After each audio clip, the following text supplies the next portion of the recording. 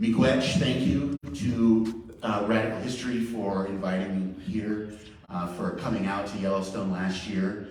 And I have no idea how long this presentation is, because I sometimes just go through and I delete stuff and I add stuff and then I think and then create new stuff. And I was doing that in my hotel room before I came here. So we'll try and keep it for an hour, but I also want to have plenty of time for questions. So we will do that. So without further ado, I want to start with popular images as we think of as buffalo hunters on the plains of North America. Mostly we know of them based on the work of folks like, Charlie Russell and Frederick Remington and all those people. And you have kind of the standard image of Indians on horseback shooting mighty bison from close quarters, which is not a falsehood. Here's another one. Same look, Indian on horseback shooting buffalo with a bow and arrow. And finally, here's a third one. Only this one we're not shooting buffalo. This one is a Russell painting called Attack on the Red River Carts. And it contains what I call an Easter egg that represents my people who are never talked about. If you look in the upper right-hand corner, you see the little wheeled cart under fire from what are probably Blackfeet Indians. The Red River cart is a sign of our people. When you see Red River carts, you see the Métis.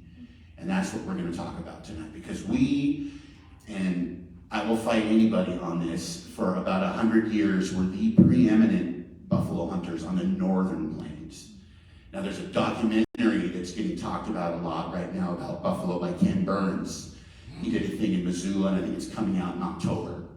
And I talked about that. I was in Shodo for a Metis celebration 2 weeks ago, and in a kind of an informal presentation I did there, I told the folks that I was excited for this documentary, but I was also prepared to be really pissed off, because we tend to be left out of these types of things. And my friend, Dr. Rosalind Lapierre, who is Métis and rolled with the Blackfeet, was one of the people that they interviewed, one of the consultants for the documentary, and she was also in Shodo, and I told her that I was prepared to be pissed off, and knowing that she was involved, I felt a little better, and she said, "Oh, you're going to be pissed off." So there's that to look forward to come fall. But before we go any further, I need to make clear who I am not. I am not an academic. I have a high school diploma. That's the sum of my formal education. I'm not a historian I don't have any letters or documents or anything to justify anything that I'm about to tell you tonight. I like to give kudos to the people who were those things. This was my mentor, Nicholas Broom. Did anybody in the room here know Nicholas? He was well known in Montana as a folklorist, as a historian, and I would not be here if not for his work. His book, The Whole Country Was One Robe, The Little Shell Tribes, America, kind of created the documentation that enabled the Little Shell Tribe to get federal recognition. We would probably not have gotten it without Nicholas's help. And sadly, he passed away 6 months before we achieved that. So I like to give kudos to Nicholas whenever I do these things, because, standing on the shoulder of giants, and those are shoulders that I'm standing on right now. And what Nicholas liked to talk about is that, as it relates to this history that we're going to discuss tonight, is that there's nobody who knows all of this stuff. More and more people are starting to, because of the efforts of people like Nicholas, but there's layers and layers and layers of history of the Northern Plains that just doesn't get talked about. Quote there in the middle, there's room for a dozen professional historians to do a lifetime of work here and not bump into each other. That's something Nicholas told me. And the more that I am out and about talking to people, not just trained academic historians and people like that, but elders and all of the different people who comprise the telling of a story about a region, so much is uncovered. So all of that, combined, like I said before, I would not be here without people like Nicholas and without those elders who finally feel safe to tell their stories.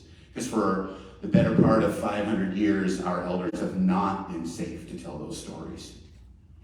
So who am I besides the intro? I'm a storyteller, and I was chasing a story. That's what all this is about. And when I told Nicholas the first time I met him what my name was and what I was thinking about where I came from, he said, "Definitely you are one of these people that I'm going to reveal to you. There are a bunch of Latrays in Deer Lodge. People would say, are you related to the Latrays in Deer Lodge? And I would say, you mean living there or interred there or incarcerated, that's the word. Because it was probably both. There's probably graves in that graveyard, people living there certainly, and certainly there were Latrays behind bars.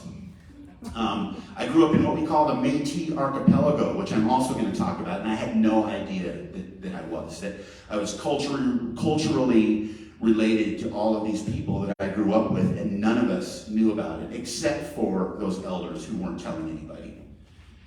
And I'm an enrolled member of the Little Shell tribe of Chippewa Indians, who, 574, that's an important number for the Little Shell. It's tattooed on my knuckles. A photograph of these knuckles appeared on the New York Times in January of 2020, when we had our celebration for our federal recognition, which we got in December of 2019, after more than 150 years of being landless, of being disenrolled, of being the landless Indians of Montana. So this was our celebration in Great Falls. This was one room. We had no idea this many people would come. There were over 1,000 people who showed up. So there was this room full of people, and on the back wall there were video cameras with feeds into 2 other rooms where people were gathered so that they could see what was happening on the stage at the front of this room. And that's our chairman, tribal chairman Gerald Gray, who, kind of over a decade was the one to steer us through all of the hurdles over and over again that were denying us and denying us and denying us, until finally we achieved it in December of 2019. So what does federal recognition mean? I think I'm going to save some of those details. If anybody's interested, we can talk about it once I get through the good stuff. Because on one hand, it is important. It gives us access to all of the things that federally recognized tribes get, but at the same time, there's a part of me who really doesn't give a shit.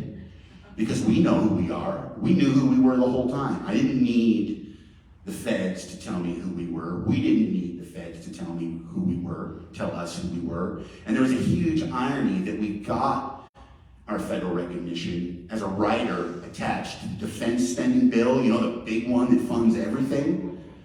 The defense spending bill for the military that has only ever tried to eradicate us. So that is the irony for me. That was the only way that we could get it through. Because there were a bunch of jackasses who were standing in the way that wouldn't otherwise. I've already killed the radio that's getting, this is being taped for radio or taped. Betraying my age. Is there even tape anymore? So the Métis, that's who we are. That's who I am, Métis. Who are the Métis? Who has ever heard of Métis before? Well, most of you, okay. Because it's a smarter than usual crowd here. It must be readers. So here's a couple images that the artists themselves may not have realized they were painting Métis, but there are some tells, especially the coat, the blanket coat in those particular colors. Almost overwhelmingly, Métis people would use those. That robe, that blanket, that point blanket made by the Hudson's Bay Company in that color scheme, at one time was one of the most traded items on the Northern Plains. Because it's made out of wool and they were warm, and it's a lot easier to make warm clothes out of wool than it is to kill a moose and drag it out of the swamp and skin it and tan it and sew it. So this was one of those trade items that made our lives better. The Blackfeet, being the Blackfeet, they claim that as their spirit colors now. My Blackfeet friends and I just rip each other. So if I say bad things about Blackfeet, it's because I love them so much. Here's a Charlie Russell illustration that I wish was one of his paintings, because this is such a perfect rendering of a Métis man, and all it lacks is color. So he's got his moccasins, and his sash, you can see he's wearing the sash. If you've ever been to the Charlie Russell Museum in Great Falls, his Métis sash, his literal actual sash that was given to him by Métis people, is on display there. Russell owes everything he knows about cowboying and all the stock animal stuff that he tried to be but failed, but succeeded massively as an artist depicting that, to the Métis. When he went out in central Montana, that's who he was working with. And this guy has the embroidered jacket. Most certainly they were flowers. The Métis people were known as the flower beaded people. So lots of tribes now you will see use a lot of flowers in their artwork. But it's considered most likely that the Métis were the first to do that. And Dr. Lapierre, just a couple weeks ago, I tell her whenever she does a presentation, there's always at least one fact that she drops on me that my head explodes because I didn't know it, and it's just genius. So the original flower designs that Métis people would sew into their garments to take out onto the plains was like a walking field guide. They would sew plant designs onto their clothes to know what to look for when they were out on the plains. Just like, that's so awesome though, you know? And of course, why wouldn't you? If that's what you have access to, and you might have people who need to be reminded of what something looks like at a certain time of year because they haven't seen it for a while, or maybe in that particular region, it doesn't exist that way, of course that's what you would do. Métis is a French word for mixed blood, and you will see it in two ways. You'll see it lowercase m when you're just talking about mixed, but if you see uppercase M for Métis, you are talking about a specific and unique cultural group.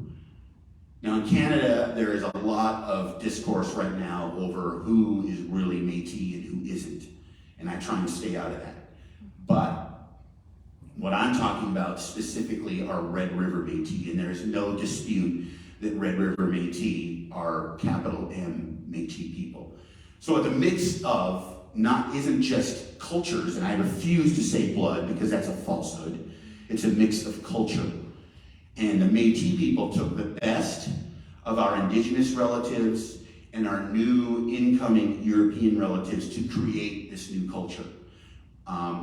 We developed our own language called Michif, and sometimes you will see Métis and Michif used interchangeably as the name of the people.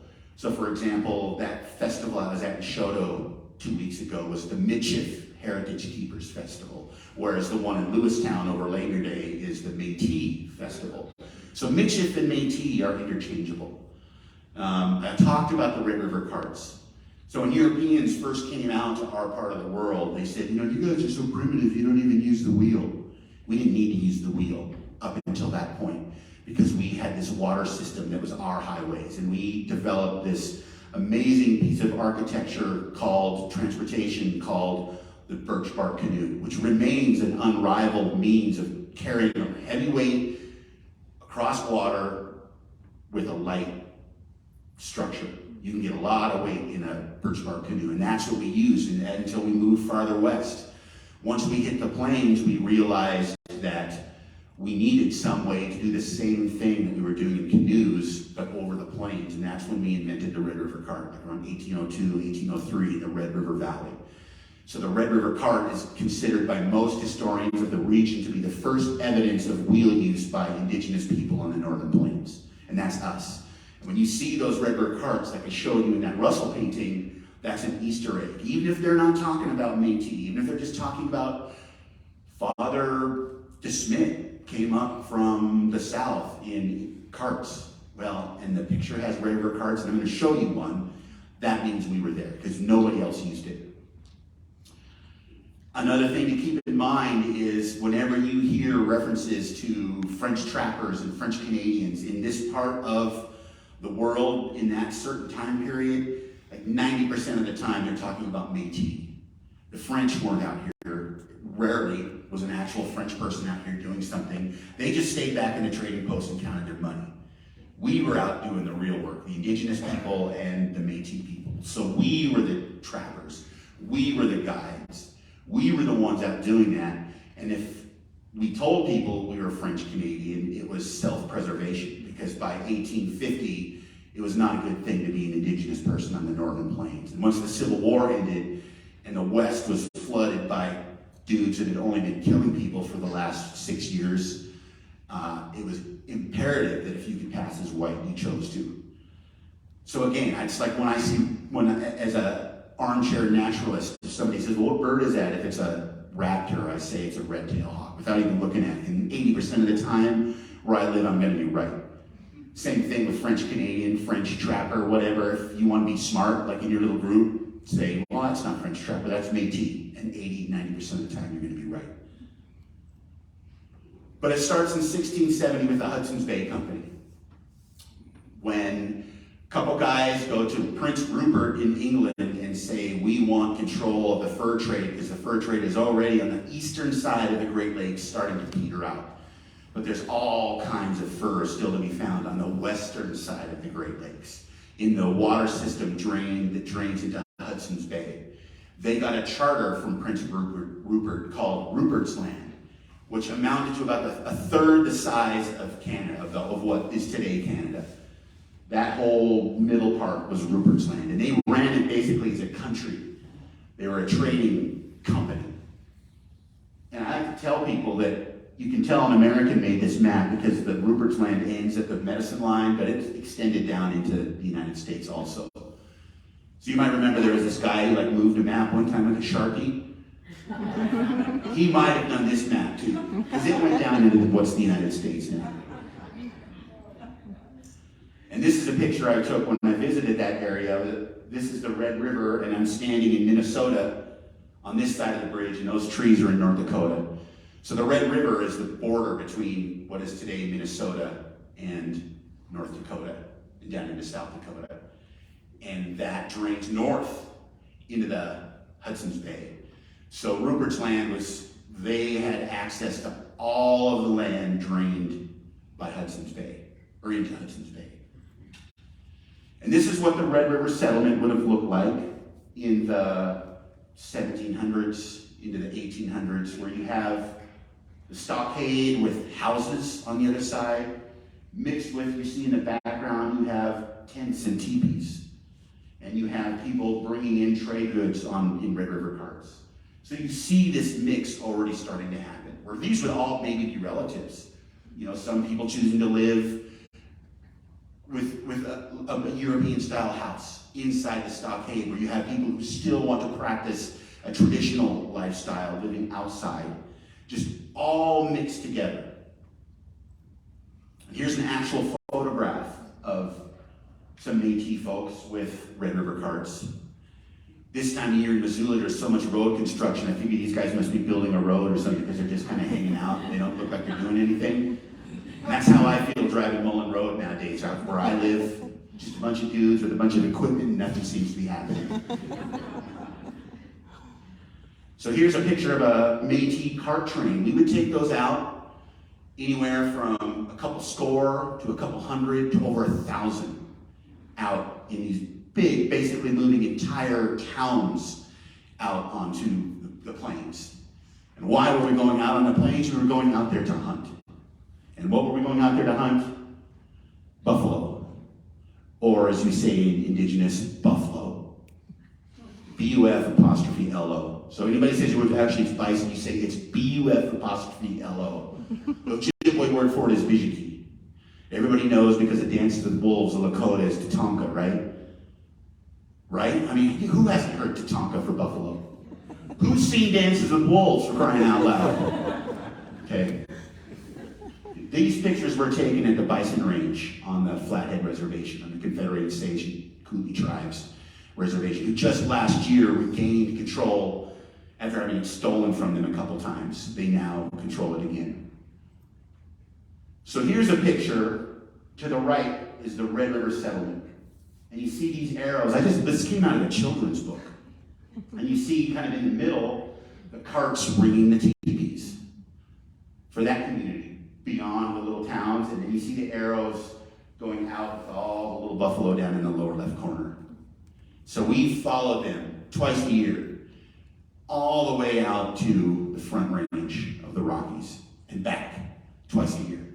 And we had little communities between here and there that were not necessarily permanent communities, but you might go out, be gone for a year, and you'd come back. That's just how we lived. Not really nomadic, we just moved around a lot. Not nomadic in the sense that we've been taught for decades what nomadic meant. It's a totally different concept than what we think of it, because we did have multiple places we lived. The thing about this art, and different from Russell and Remington is those guys were painting, Russell and Remington were painting ideas of what they thought it was like. They never actually saw that, because by the time those guys came along, Indians naked but for a loincloth shooting buffalo from horseback with bows was long gone. But this, Paul Kane in 1846, he actually saw this. What this is, it's literally called half-breeds something buffalo. Chasing buffalo, we'll say chasing. And what I love about this picture, or this painting, is the mix you see of the people on horseback. It's like the guy right in the very front here looks very traditional Indian, like we see in the Russell paintings. He's got feathers in his headdress. He looks like he's bareback. But then right next to him is a guy that looks like he just took a few pot shots at English troops in the Revolutionary War and then jumped on a horse and went hunting buffalo. They could be brothers. That's the thing about the Métis, is that you see a picture like this, and there's a picture in Vrooman's book, and he describes it as three men. One looks traditionally dressed as a native guy, as an Indian, our stereotypical idea of what an Indian looks like. Then you have a guy who looks like maybe he's got moccasins, but he's got a European coat on, and over maybe a big beaded vest. And then you have the third guy who might have a top hat and a coat and tails. Those three guys aren't representing three different cultures. They're representing a family. Just like today, where you have a family, you see those pictures, like family pictures from Sears, and like four of the people look exactly the same, and then there's that fifth kid who's like a goth and doesn't even want to be there. We were like that too, right? Everybody chose to express themselves based on what was available to them at the time. And at the time, when stuff came out in Scotland or France, it wasn't long before, whether it was fashion or art or music or design, it wasn't long before it ended up in the Red River Colony. And we took that stuff too, because we loved adornment. People have loved adornment forever. And we took what we liked and we expressed ourselves through that. So this picture shows that. You've got so many different adornments on these people, all doing the same thing, and that's hunting buffalo to survive. Here's another one. I think that guy's in the middle of a really bad day. Another one. So people tell me, there's probably a couple guys in the back who are like, I thought there was going to be like an Indian giving this presentation. Because I don't look like what Russell and those guys made everybody think all Indians look like extras from Dances with Wolves. I don't look like that, but I kind of look like that dude. Don't I? Give me a floppy hat and a sturdy steed. These guys too. I envy the guys who cut their hair. There's a few people who won't allow me to cut my hair, sadly, but the only thing I hate worse than a long hair is short hair on me. You guys look beautiful. Another one. I just love all this art. I love the contrast between what we see so much of all the time, and that we're probably going to see so much of in Ken Burns' documentary, is these stereotypes that exist because they were there, but it's such a bigger picture than what most of us are allowed to know. This might be my favorite of all of these. This is a Paul Kane painting also, something he actually saw of a Métis encampment out on the plains. The color, right? The mixture of adornments again. It just looks kind of fun, doesn't it? You got your dogs, even the dogs look like they're having fun. Guys smoking. You know, I'm sure they didn't care about lung cancer yet, right? You got your Red River carts, the cool hats, more dogs. I just love this. This looks like something that was joyful and not just the abject misery and sorrow that we just get beaten over the heads with when it comes to art about Indians. There's not a guy on a horse, he's all bedraggled, and the horse looks like he's about to drop dead. These people are living. This happened. This was happening when he painted it. And I love that. This is an actual photograph of basically that previous scene. And when I saw this the first time, I realized another thing that Métis should get credit for that we have not until now. We invented car camping. Think about it. You park your vehicle, you unload your shit, you set it up like 5 feet from your car. When you're done, you back it back up and you go home. So Métis invented car camping. So here's some big events. I'm not going to talk about them specifically because we'll be in here all night. These are all important things that happened related to mostly the kind of the rise and then the fall of the Métis people as it exists on the south side of the Medicine Line. Because Métis are recognized in Canada as one of their 4 indigenous groups, but we're not recognized at all as a culture in the United States, and I think that's for political reasons related to some of these. So the Pemmican Wars of 1811 and 1812. When we were coming back and that picture of the Red River Colony and there's those carts loaded down with stuff, that was probably pemmican. But pemmican was, at one time, was the most important trade good on the northern plains. Because it was, what it is like jerky mixed with fat and berries. So it's like a Cliff Bar from the 1800s. But it was light and had a huge caloric wallop. So you could go out and do these things out in the wilderness and come back and live on pemmican. It wasn't that great, but you could live on it. So it was incredibly valuable. And the Hudson's Bay Company and the Northwest Company fought a small war over exclusive access to Métis pemmican. And that was in the early 1800s. Predates the Canadian flag. So when you see, I usually have one, but all my stuff is on loan with the library at the University of Montana. You see the blue flag that's got a white infinity symbol in it. That's the flag of the Métis Nation, and it was flown at that time period. So it predates the Canadian flag. We introduced cattle to the Northern Plains in 1815. A group of Métis guys from the Red River Valley went down to St. Louis, brought back some cattle and started breeding them. And predates all of the cowboy stuff of coming up from Texas, Lonesome Dove, whatever. Texas, come on, Texas. Stephen's expedition of 1853 came through. He was the territorial governor of Washington, but part of his job as he moved west was to map the railroad. So a bunch of these treaties around our part of the world were part of that Stephen's expedition, including the Hellgate Treaty of 1855, which happened outside of Missoula, that created the Flathead Reservation and moved all the Salish from the Bitterroot Valley north. And I like to tell people that if you were to study one interaction between the federal government and indigenous people and get the whole story of all the shitty things and all the lies and betrayals and treaty breaking and everything, you could study that one and you'd get it all. Because everything was a betrayal. Even the signatures that were forged on that document. So that 1855 Hellgate Treaty. Treaty of Old Crossing, which is when I start our Pembina Little Shell kind of fracturing. I put it in 1863, this treaty, which happened in Minnesota.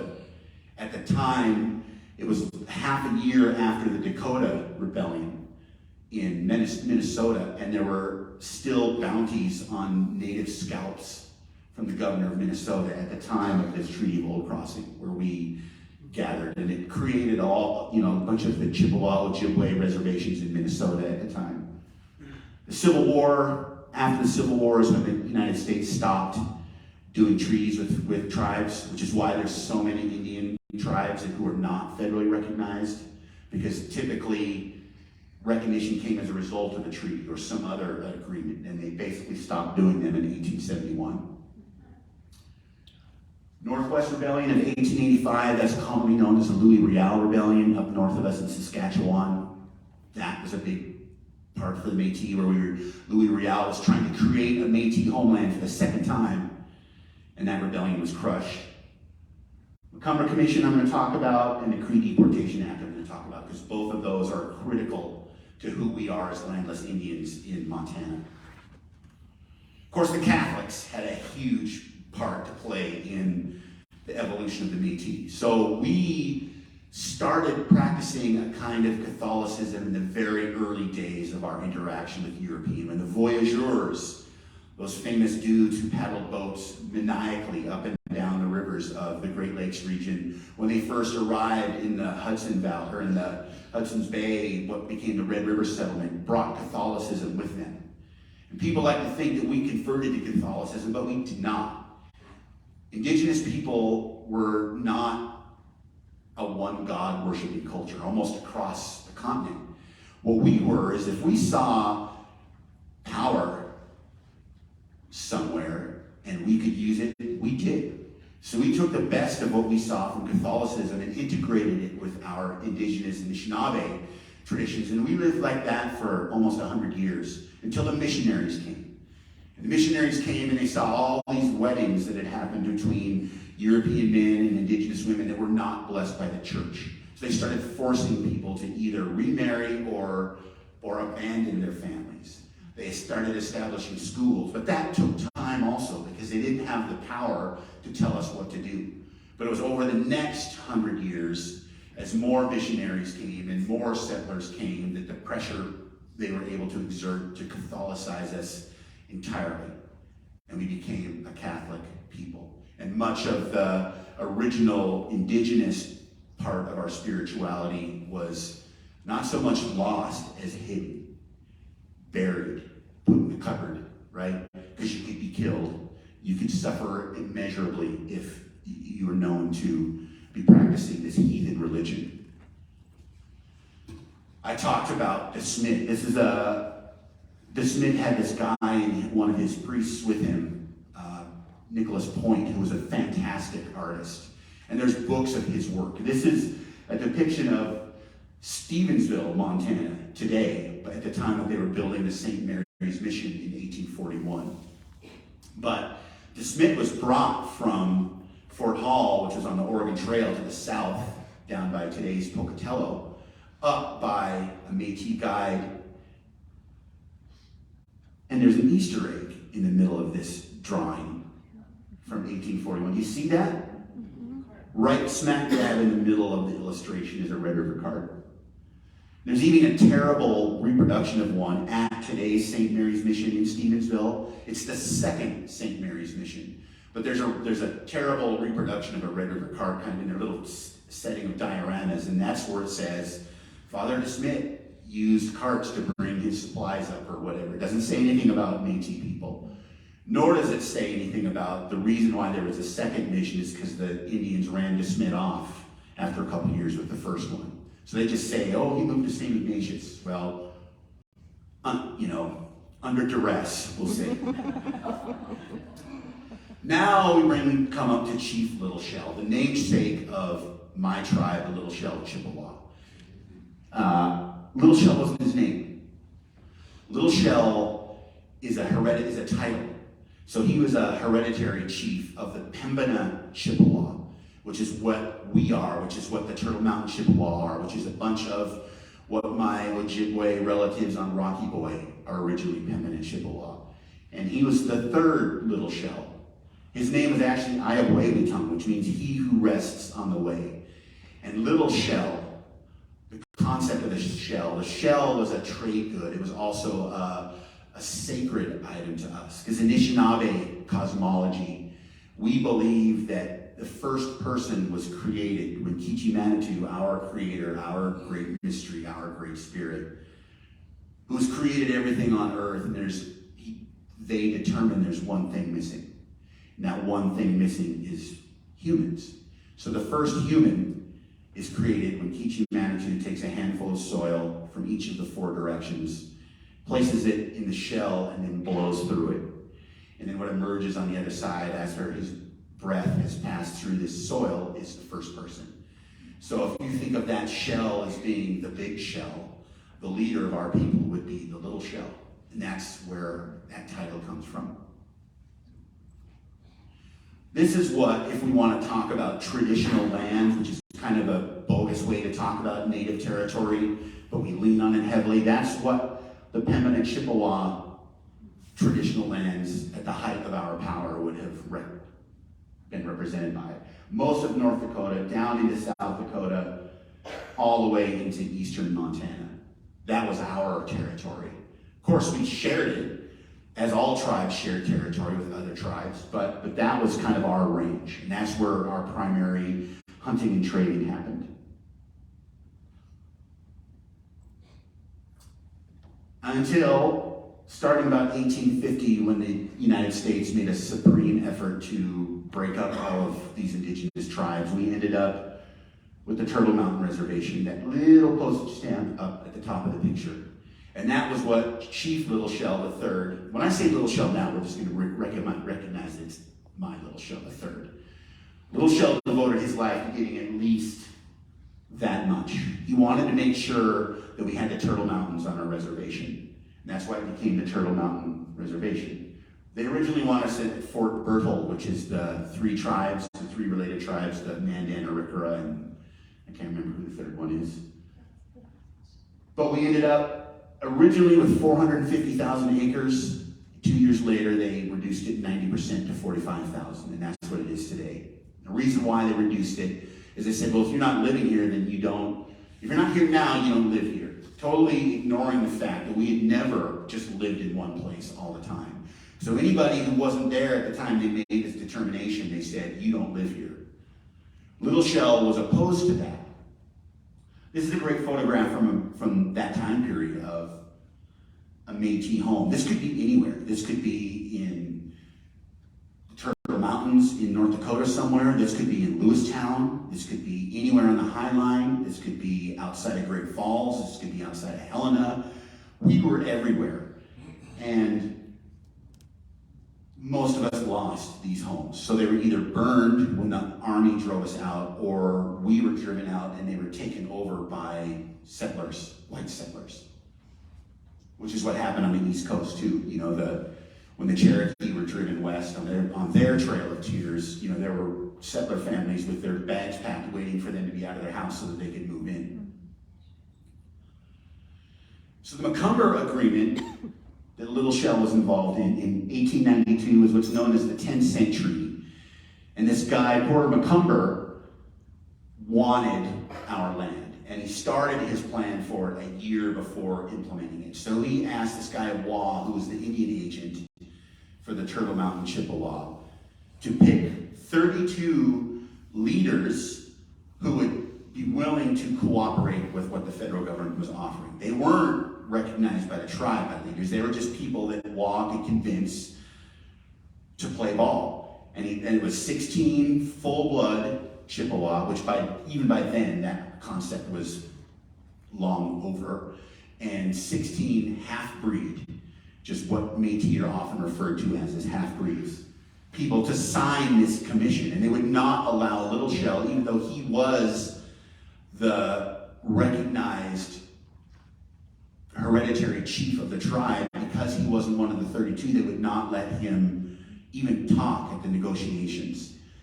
And he got pissed and left, and they went on and did it anyway. And that was, from that moment, that is when basically the diaspora of landless Indians was officially created, because hundreds of people were disenrolled from the roles that identified who was Turtle Mountain Chippewa at this point. So you have families split because some were here, some weren't.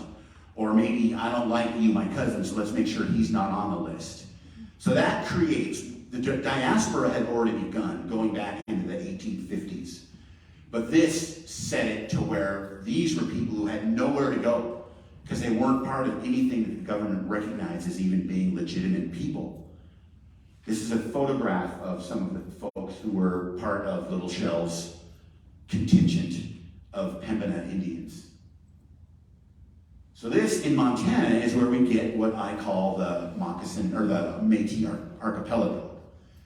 And little communities like Breed Towns and Moccasin Flats, outside on the fringes of towns like Great Falls. Lewistown, 1879, was formed by 25 Métis families. That's how Lewistown started, on Big Spring Creek. They came down out of Milk River just a few weeks before Nelson Miles, who was the U.S. Army commander at the time in the region, burned everybody else out and said, you either go to Lewistown with your family or you go to Canada.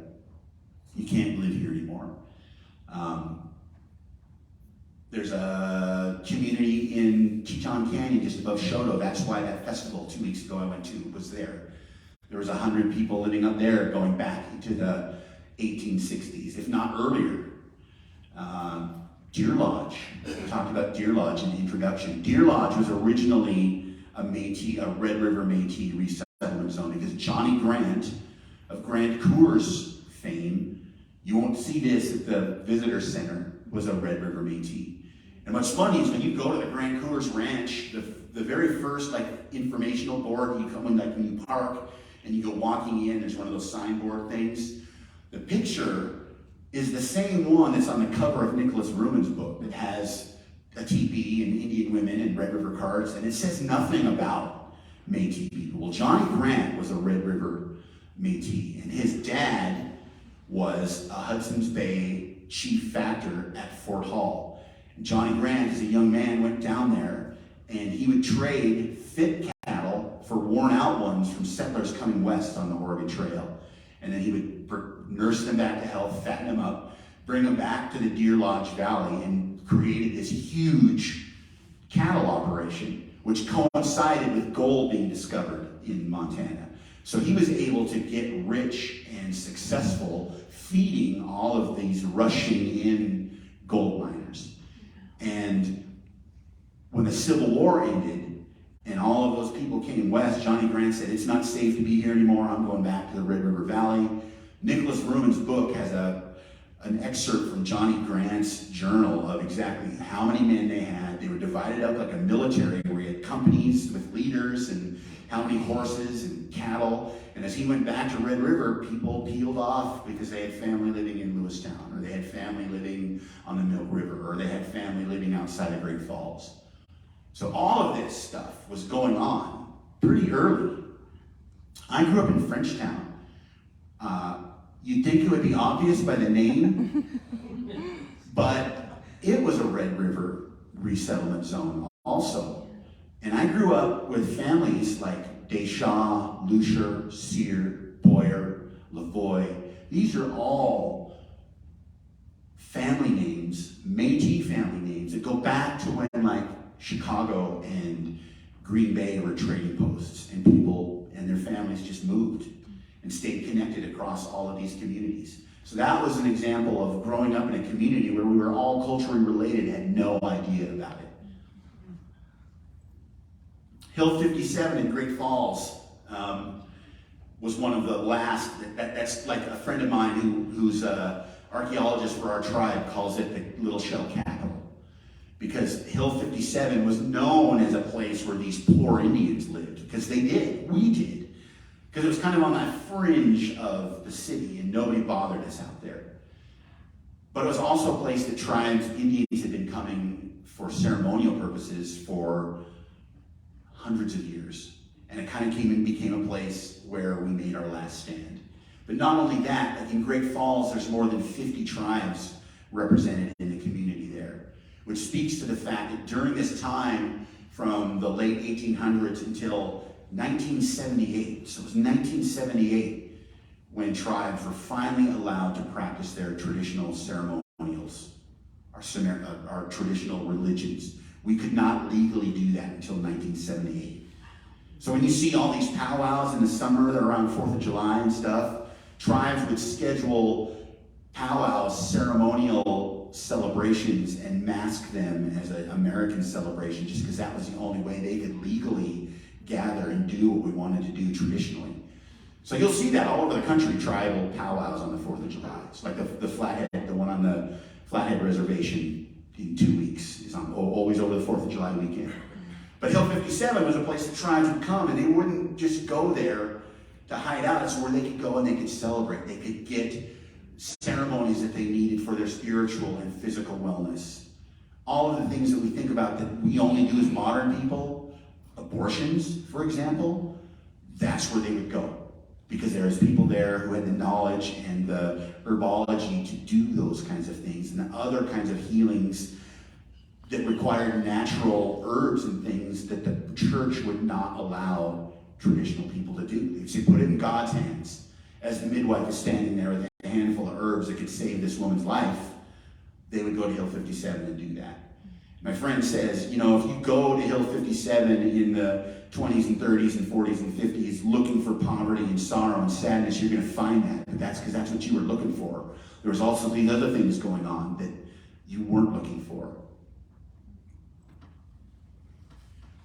The Cree Deportation Act of 1896 is our trail of tears. So most tribes have a trail of tears of some sort where they were moved by the federal government. And for us, it was the Cree Deportation Act of 1896. So after the Louis Riel Rebellion in Canada in 1885 and a bunch of refugees came, the thing to remember though is that the border between Canada and the United States was a Canadian-US idea. It wasn't our idea.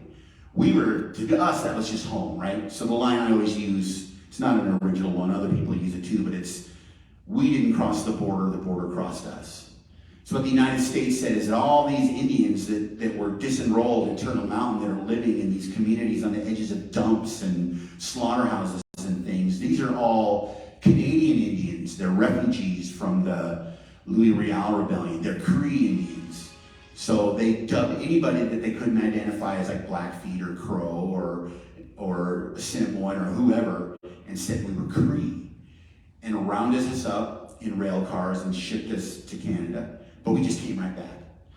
When the money ran out, they walked us on foot. So last fall in Missoula, when the celebration to rename the Higgins Bridge to Bear Tracks Bridge, Grizzly Bear Tracks Bridge. Did you know that? The Higgins Bridge is no longer Higgins Bridge, it's Grizzly Bear Tracks Bridge. Named after a man, a Salish man who was part of that movement north on the reservation. But the Missoulian ran a photograph that was allegedly the actual crossing of the bridge as the last group of Salish in 1891 were taken north into the reservation, but it wasn't them. Because in 1891, the bridge had been washed out and they crossed the river on horseback. And even some of the elders that spoke at the dedication of Bear Tracks Bridge talked about hearing from their grandmother how they had ridden horses across the river. So people were speculating on what this photograph actually was. Well, the reality is that 5 years later in 1896, the Army had gathered a bunch of my people at Fort Missoula and did the same thing, drove us across the bridge on the way to Canada.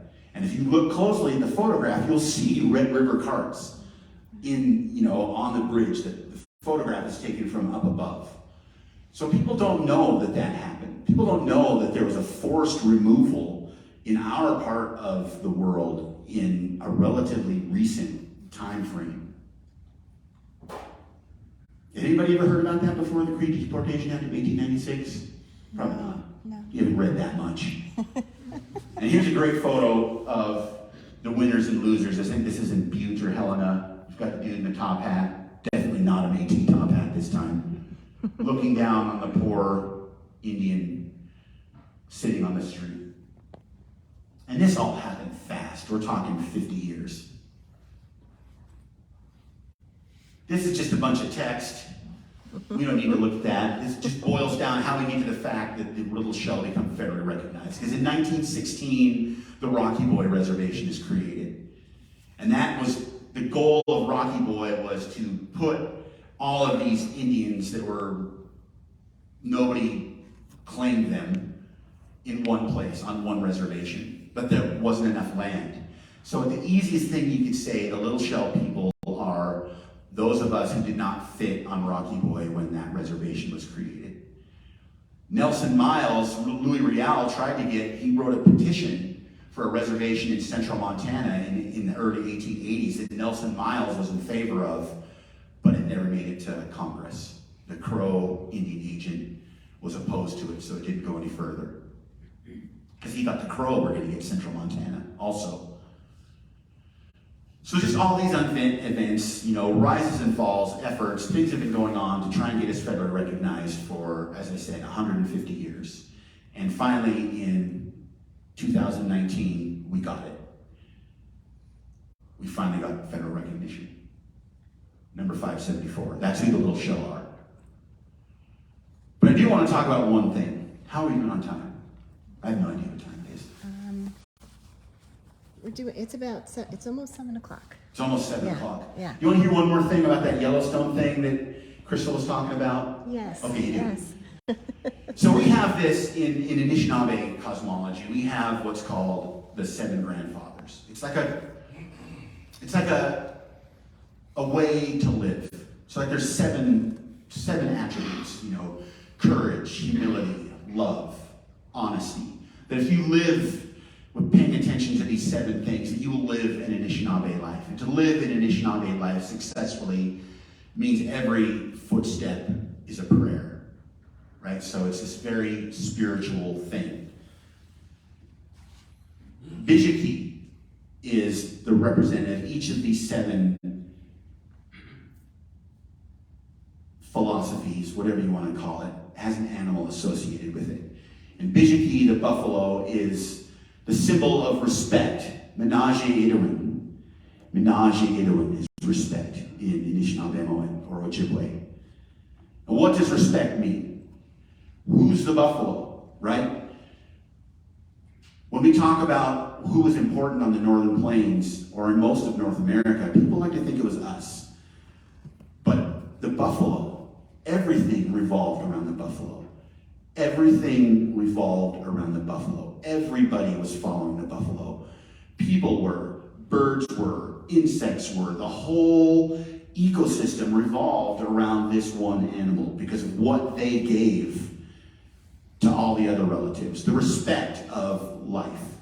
The respect of giving of yourself for the betterment of the whole. That is why we determine the buffalo as the representative of respect. Menage a Idoin. And last summer, for the first time in 150 years, the National Park Service invited Indigenous people back to Yellowstone because we've been run out, right? When the park was created, the last of the people who lived in Yellowstone were driven out. And the Park Service recognizes, I think it's 27 or 28 tribes as having somehow interacted with Yellowstone, what is now the park, the Yellowstone ecosystem.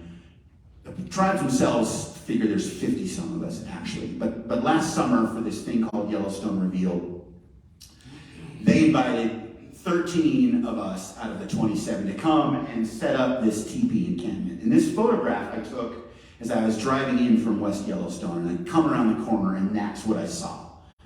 And I pulled off the side of the road,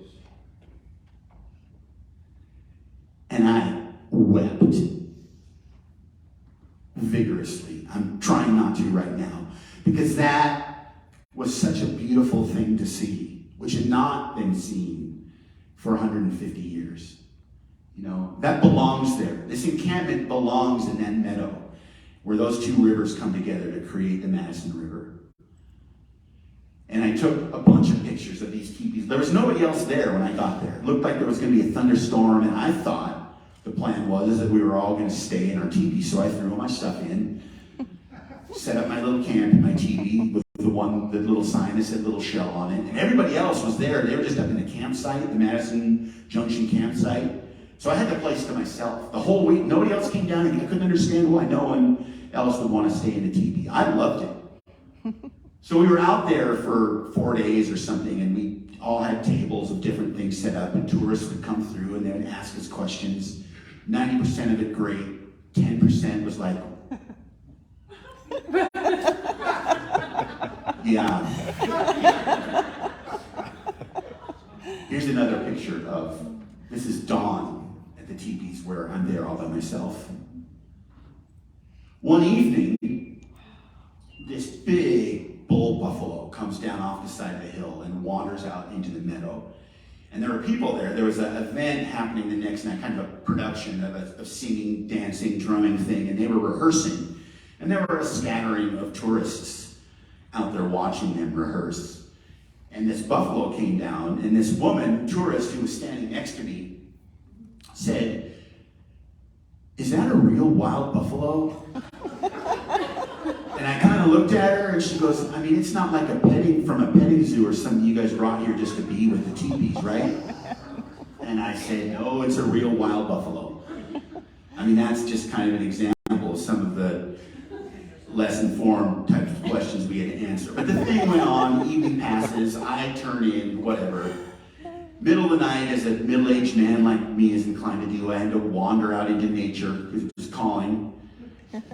And This is a photograph kind of stole, at least I gave credit. I stole off the internet of, the Milky Way up above Madison Junction was unbelievable. And so I'm standing out, in the middle of this meadow, just gazing at the stars, alone in this sacred place. And I hear, and I kind of look, and then I hear it again.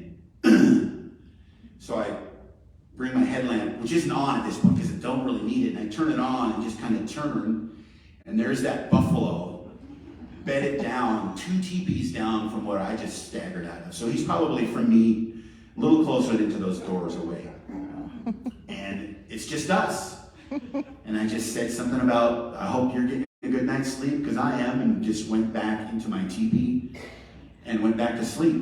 And there's a great article from Atmos magazine about the Yellowstone Remembered event, and interviewed some people. And I just think this is a beautiful image that kind of captures, you've kind of got the Canyon of the Yellowstone, the famous painting by, what was his name, Moran, with the Indigenous woman and the teepees, and I just love that image. The next morning, the buffalo was still there, but as I'm making my coffee, he finally got up, kind of grazed his way around behind the backside of the teepees, and left. So I walked over and took a picture of his little wallow and his footprints and all of that. It was, to me, a very profound and magical experience. Because sometimes, and this is the way I put it, sometimes buffalo is just buffalo, Bijiki is just Bijiki, Métis are just Métis, but then sometimes buffalo is capital B buffalo, capital B Bijiki, the avatar of menage a trois, of respect.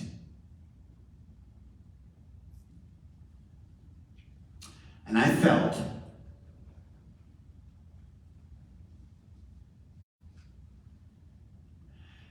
that he had come to participate in this important event that was so important to so many of us that have had it denied us for 150 years. And he was not just some buffalo hanging out with some cranky Métis guy. He was there showing the same respect that we were trying to show by showing up and answering some of the worst kind of questions you can imagine. And it's important to think about that. And I was thinking about that today. Because this morning I read an article.